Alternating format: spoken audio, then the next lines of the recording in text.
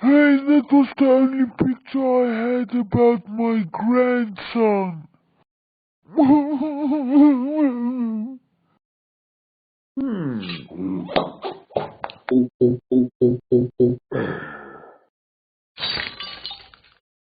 Oh yeah, wine always makes me feel better.